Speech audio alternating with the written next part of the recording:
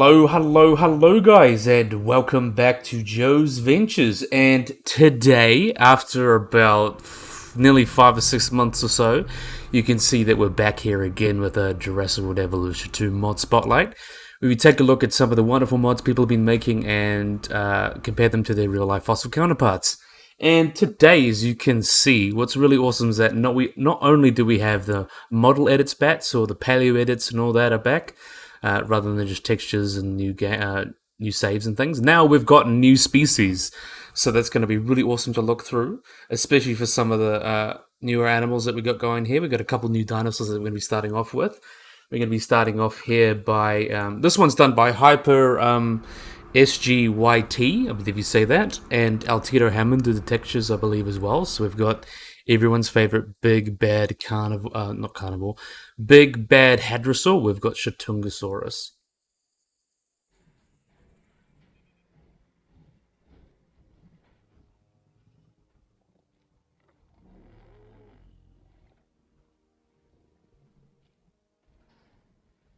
So look at this wonderful big guy here. We're going to pause so we can get you in the good light. We can see you look big and wonderful here. So this is Shantungosaurus. A really awesome animal here. Let's see, you're in a good light. We'll have a look at you. So Shantungosaurus, as you can see here, is kind of a hadrosaur. So it's a sauropophene, so a quite close relative of more famous animals like Edmontosaurus, a very close relative. They're actually considered sister taxons, so they're very closely related to each other.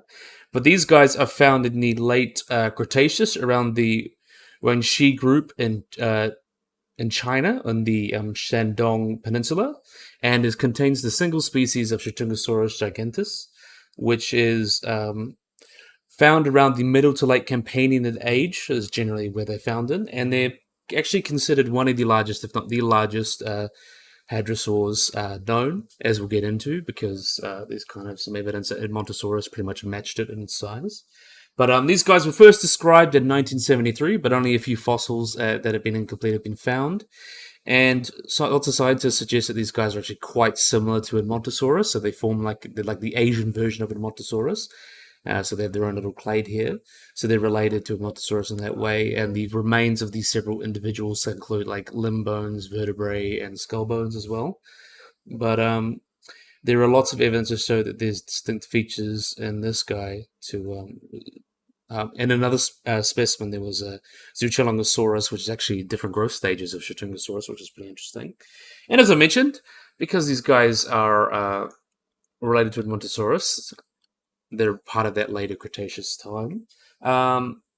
They're one of the largest known ornithischians as well, probably one, if not the largest. The type skull is actually about 1.6 meters long, or about 5'3", so as big, if not bigger, than most Tyrannosaurus skulls. That really puts them in perspective. And there's some composite skeletons and estimates suggest that these guys get between about 14 and 16 meters long, so about 54 feet in length maximum, and may as weight as much as about 18 tons, 16 tons, or about 18 short tons.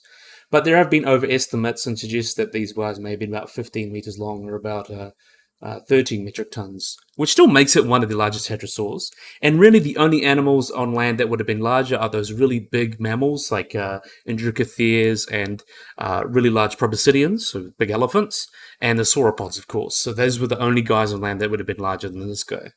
Or unless kind of Edmontosaurus, because there's a few remains of Edmontosaurus that suggest that they got as large, if not larger, than Shantungosaurus here. But yeah, still really cool animal here. So we'll actually let these guys walk around a bit and have a look at them in first-person mode, which is really cool. I'm a big fan of these guys. How can you not love these guys? And you can see the new skins, new everything. They did a really great job. The anatomy is actually pretty spot on. You can see the main difference is they look much taller. And what's really cool as well is that these guys have like this really large head and that long body, tall body, and that tail. But the only thing that I can spot that's wrong is we get a look in here. You can see that the toes are wrong. We know from its very close relative Edmontosaurus that these guys would have had like a kind of hoof, so like two kind of big nails there. But other than that, this is actually pretty spot on, and I think it was rather cool. Altiero and stuff like that, you did a really wonderful job of that. So really cool. I think I'll turn the volume up a bit. Let me just quickly go into settings and turn up the volume. The music volume's a little low. Turn it up a little bit. There we are. Really, really wonderful. So next we're going to move on to another cool species. Next we've got by LA Studios, another new species.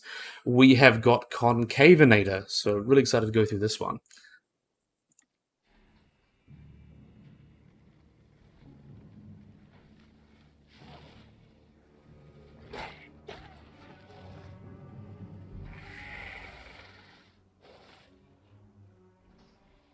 So this is a really cool guy, Concavenator. Let's see if we can get a good one. We'll have a look at you. You look really beautiful with that red color. And you can see the new species also work as well as with different colors. You can see they got all the different colors and all that.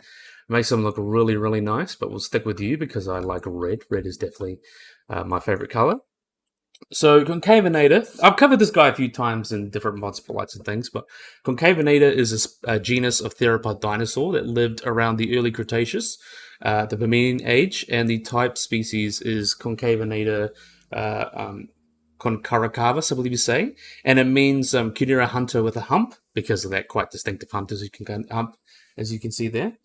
But really, really cool. So in terms of its kind of size and stats and things like that, these guys were kind of a medium size and quite primitive, actually, Carcharodontosaurian dinosaurs. So they're related to, well, an early relative of things such as Giganotosaurus and Mapusaurus and Carcharodontosaurus and things like that.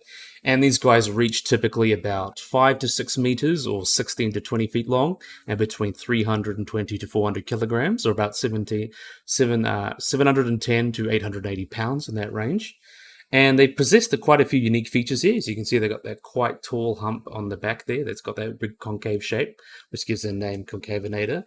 And the function of this crest is actually not that well known, but it could be for display, could just be like an artifact of preservation. We really don't know, but most likely it's for display or potentially regulating its body temperature.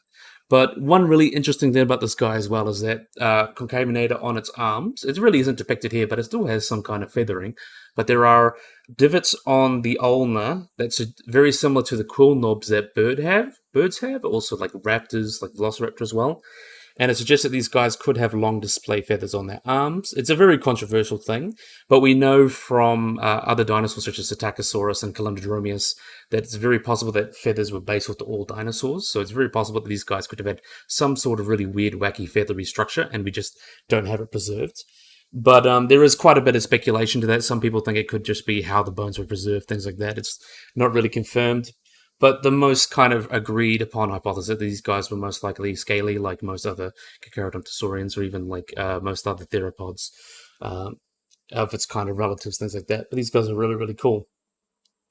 And these guys, as I mentioned, they are in that group Carcharodontosaurus, so they're related to like Acrocanthosaurus in Eocarchara and also Neovenator. And right before the group of like the Carcharodontosaurines, so that includes Carcharodontosaurus and then Mapusaurus and Giganotosaurus in that group. But really, really awesome animal. I do love Concavenator a lot. LA Studios really did a wonderful job. I'm not sure if this is a direct port from Jurassic World Evolution 1, but I think it's come out wonderfully. And plus, now that we're able to get all these different colors and patterns in, being able to switch up all these different colors, as you can see here with the Concavenator here. And you can also see that with the Shantungosaurus. They're both different colors. I think that really adds a lot, and I think it looks really, really cool. So that's our second species. That was done by LA Studios. Next, we've got something by Sweetener, which is really, really, really cute. I'm excited to talk about. So we've got Kyloruncus, which is a really, really cool little guy. We'll have a look at this guy here.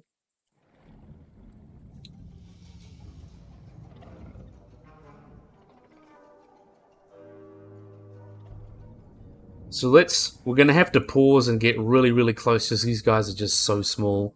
Look at how tiny these little guys are. They're the cutest little mens. I just love them so much. Let's actually wait until they get into the light because we need to get a good look at them. That's probably better. There we are. So this is, let's see if we can get, I'll just get a pose. There we are. Look at these cute little guys. Yeah, that's probably the best we're going to get because they're so small. There we are. Let's have a look at you. So this is Kyloruncus. So these guys, their name in Latin or Greek is that they've got the shortened snout. So these guys are extinct genus of early ichthyosauriform marine reptile. These guys are a very, very early very early ichthyosaur, which is really, really cool, and it tells us a lot about their evolution. They typically lived in the early Jurassic, so about 248 million years ago, with one species in the genus, with Kyloruncus leptocarpus, I believe it's leptocarpus, I believe it's that, and it's known from a single near complete skeleton from China. And along with his close relative Suchomimus, these guys are quite a part of it. There's this big diversion of marine reptiles that happened right at the beginning of the early Jurassic, right after the Permian-Triassic extinction, which was the largest extinction on Earth. Killed about 95% of marine species. It was very, very big. But this cute guy was found in 2011, with the only specimen being found in China. And in 2014, it was described. And the name kind of Kyloruncus means shortened snout. And the name for its species name, Leptocarpus, which means lentus or carpus, so flexible wrist. So it's shortened nosed, flexible wrist. It really talks about those characteristics it had in life that we'll go on about, which is really, really cool. So these actually are the smallest known member of the group of Ichthyosauriformes. So the preserved specimen that we have is about 21.4 centimeters, or about 8 inches long.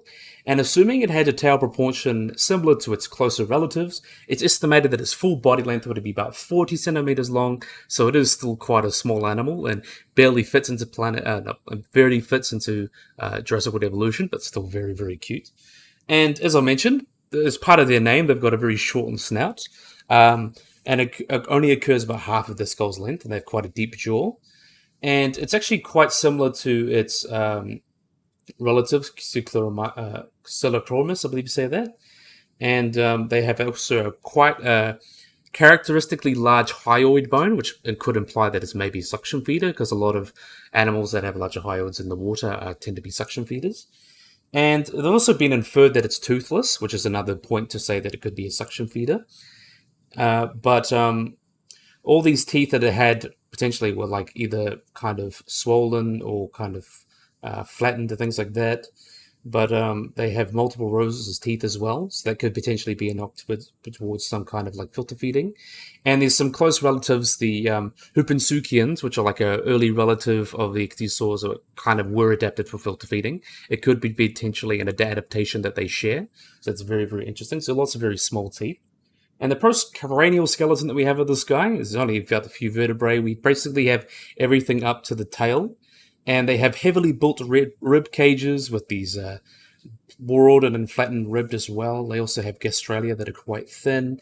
And the limbs of these guys are also poorly ossified, which means that they, around the wrists and stuff, means they had extensive cartilage there. So it's believed in life they would have formed like very much flippers, kind of almost like a seal or something like that. And they would have been ossified in that kind of way to potentially crawl out onto land. And in terms of the classification, they're considered a very, very early relative of the ichthyosaurs and that group Ichthyosauriformes, so along with its relative Suchomimus. And these guys had that quite flat teeth look. And then closer relatives into Ichthyosauridae, so a lot of those relatives would have rounded teeth and eventually rounded, flat, and conical teeth would have evolved over time. But yeah, these guys kind of came around at a very, very important time, right after the Permian extinction, which killed basically the biggest extinction, bigger than the one that killed dinosaurs. This pretty much led the world open for a large radiation effect, and these guys were kind of some of the first to capitalize on that effect, and then were able to pretty much evolve into the later groups as the ichthyosaurs. And they do not recover in diversity after like the mid-Jurassic, but these guys were able to live through those kind of extinction events in the Jurassic and then go on to be the ichthyosaurs. And they died around the end of the Jurassic, a lot of the bigger ones like Shantungosaurus and Shantungosaurus, but they managed to make it right to the end of the early Cretaceous before they went extinct. But really, really cool guys. And as I mentioned, these guys have been hypothesized that they're a suction feeder because of large hyoid and things like that, and round teeth as well. Also, there's been the suggestion that it's durophagous, and there are fish that are kind of both durophagous or eat hard things and also suction feeding. But it's kind of we don't really know. It's kind of either or. But that's kind of the suggestion, either something like a specialized suction feeder or kind of a Durafacus kind of feeder, considering its teeth. And it has poorly ossified limbs, although it has well ossified skin and vertebrae, which believe these guys could be able to move on land to some extent. Not particularly well, but they probably could have. Uh, and Yeah, I just think these are such cool little guys. And in terms of their paleoecology, they would have lived in like a limestone. That's where they've been found.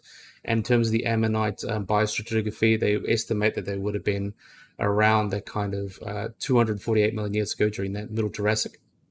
And during the time it was alive, before it was fossilized, the strata would have been like this oceanic basin that would have been far from the coast and was bordered by some shallower waters and things like that on a continental slope. And there were some animals living with it, like so the ichthyosauriformes like Kyloruncus and Chornosaurus were also found in that quarry. So there's a lot of really early relatives of later animals like the plesiosaurs and ichthyosaurs living in that area, which is really, really cool. Almost like a hotbed for diversity, which is really, really cool.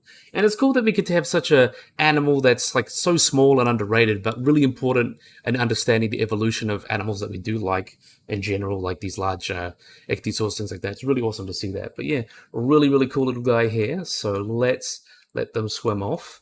That was done by Sweetener. I love Sweetener. Sweetener did a really great job. And there's lots of other really cool species that Sweetener has done. Really, really awesome. So we'll let them move off. And now we're done for the new species. Now we're moving on to some remasters or kind of remakes. Now we're starting off with something that we've been waiting for a while. Wheat has thrown his hat into the ring. We have got a Tylosaurus.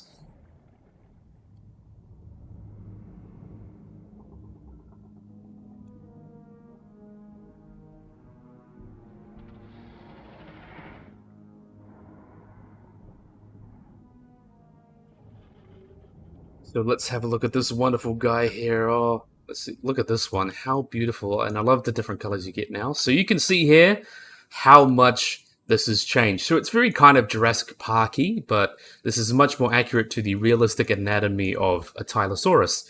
And the first striking thing is you can see the head. It's much more proper monitor lizard-like, but with some mosasaur changes, like the nostrils being around the middle of the nose there, the middle of the snout. And you can see it hasn't got those weird gums. It's got those large lips, which is pretty much what's inferred from most specimens of ichthyosaurs, mosasaurs, I mean. And I love this color as well. It looks like very much reminds me of a blackthroat monitor, but it looks very fitting on a pelagic animal like Tylosaurus would have been. And you can see the texture's quite a bit better. The scales wouldn't have been this big, but yeah, you can see the changes. Not quite a big ridge there, much more streamlined looking. These flippers here are much more rounded, so they would be able to better able to kind of swim around and stuff like that. Not looking like that weird movie monster, and you can see the changes in the fin as well. And we know quite a lot about relatives as well, like Platycarpus and stuff. So we know that they were definitely a lot chunkier than they look than compared to the first iteration in the game. But yeah, I just love it. I love the color of this guy as well. Wheat really does a wonderful job with all his texture edits. I'm definitely a big fan. Oh, even the model edits as well. Just really, really awesome. I'm just in love with this guy. The Tylosaurus is just so awesome. Wheat always knocking it out of the park. You can see some of the changes, I think, to the texture here and the face. Not quite so evil looking, and also a little bit more in terms of like skin flaps and things like that. It really accentuates that realistic monitor lizard look while keeping it very Jurassic Parky. So if you guys want an accurate mosasaur in your game, accurate Tylosaurus, this is definitely the mod for you. This is probably the best one that's become available so far. But yeah, really, really awesome. So I'm a big fan. So there we got that Tylosaurus. Wheat really done a wonderful job. And next, we're moving on to taking a break from that. We've got by Jagged Fang Designs. If you guys remember for the first game, I used to cover a lot of Jagged Fang design mods, but they finally managed to put their hat into the ring and they remade to the Suchomimus. So we're going to take a look at that.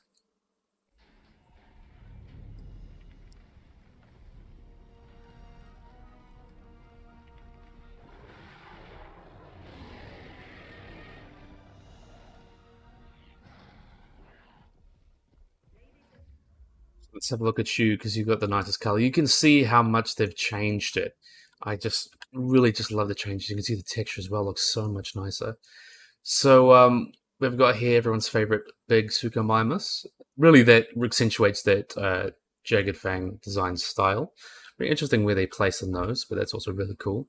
So you can see all the different textures. Look how like a crocodile. It's almost got those ISOs on the mouth there. It looks so cool. This guy, they didn't give lips, which I can understand since their ecology. But you can see the major changes here. The head's a lot thinner and a lot more rounded and much thicker head, and almost got that little bit of sail going on. I mean, not thicker head, but thicker neck as well. I really like that. And these large claws. Suchomimus just has such large claws, considering its ecology. Like other Spinosaurids, they would have had large claws to catch fish and other slippery prey that they would find. But they just look really, really beautiful, those big beefy arms. And a lot of people, when they're reconstructing dinosaur claws or horns, they often underestimate the keratin. And usually a general rule is that you probably want to half the length again to get the kind of length of the keratin. But yeah, you can see how perfectly that looks on this guy. Really big and bulky, really good to catch some fish. Since these guys may be much more wading style compared to that one study from, I believe, earlier this year or last year, where they were talking about basically looking at the bones of a bunch of different extant and extinct animals and showing that these guys may have actually been more like terrestrial compared to Baryonyx and Spinosaurus. So these guys may be much more of that wader style, which is really, really interesting. And you can see they've got the long legs there and that large tail. Really, really awesome. I really like that sail as well. Jagged Fang Designs as always just really knocks it out of the park. I know it's kind of a very different style compared to Jurassic World Evolution 2, but I think it's just such an awesome mod. And then look, you can see all the different colors here. So this is like very oddly like it's yellow and green. Orange and green as well. Very, very different, but I know people like these different things. Also this one as well. It's like very turquoise. Very, very interesting to say the least. But it's really nice to see some more mods and things like that. So we'll let them go off and do their thing. So we've got a couple more wheat edits that I'm excited to talk about. We've got this new one for the Baryonyx. That's new cosmetic. We'll have a look at this guy by Wheat.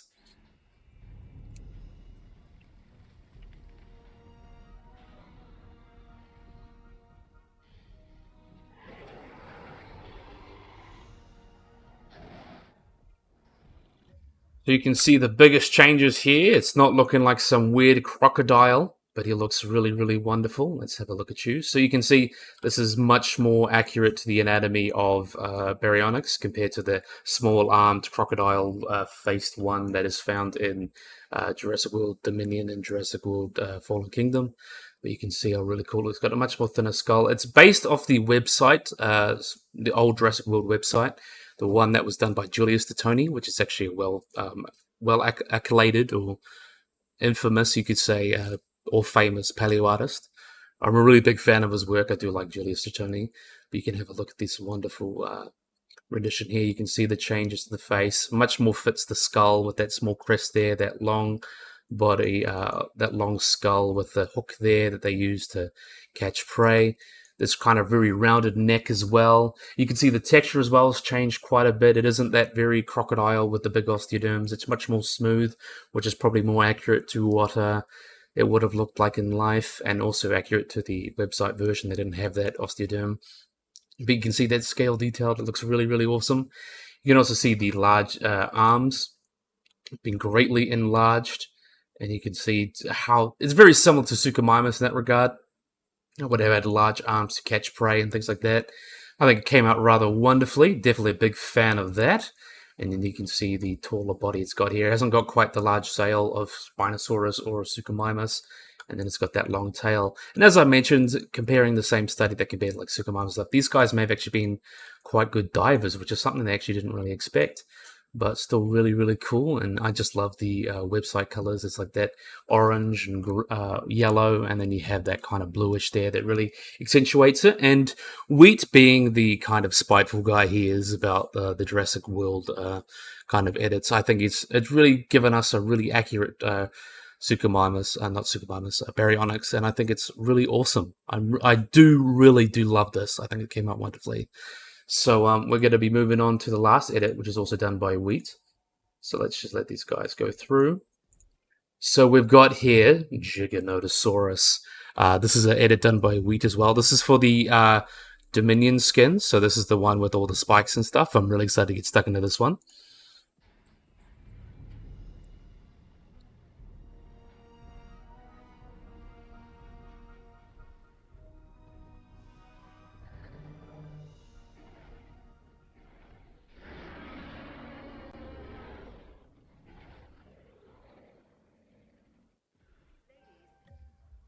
So you can see these guys and how wonderful they look. You can see the major differences. Look how wonderful you look. So the main big difference you can see here is in the skull. The one from Dominion's got a very elongated skull. Carcharodontosaurids, tend to have these very tall skulls, as you can see here. And this really fits what we know. This is basically based on a Frenois skeletal of pretty much what we know. The most recent kind of evidence of what Giganotosaurus would look like. So it's got that very tall skull. It's even got lips as well. We do like our lips here. I really like the added addition of kind of these spikes under the gula pouch or the skin at the bottom there with these wrinkles. Really, really awesome. And then you can see the spikes. It fits in so well. I think the spiky texture of the Giganotosaurus Dominion one, and then comparing it with the more accurate anatomy, I think it really creates a unique look. And I think Wheat would agree with me because it does look wonderful. So you can see that tall skull there, larger eyes. The eye could be shrunken a bit, I think, but it is what it is. But they've also got this large crest here, spikes going down the back here. They've got the smaller arms with the 3 fingers. They're all curving. Probably extended the claws a little bit. Got that boots actually much more pronounced as well, and they've got that gastralia a little bit thicker and taller because these guys were quite tall in their profile, and you can see that there. Also, the legs have been changed to better fit their anatomy. You can see it's probably a little bit thinner and things like that. Probably the feet are a little bit smaller as well. Probably you got that very bird-like feet. I do love these guys a lot. And then we've got that tails that's been elongated because often one thing I've noticed with a lot of the Jurassic World dinosaurs is that, especially the theropods, they make their tails kind of too short. Dinosaurs, especially these large theropods, they typically have long tails to counterbalance that larger head on the front. So they have that large head and body at the front, and then they use the long tail to kind of pivot it so they don't just go constantly falling forward.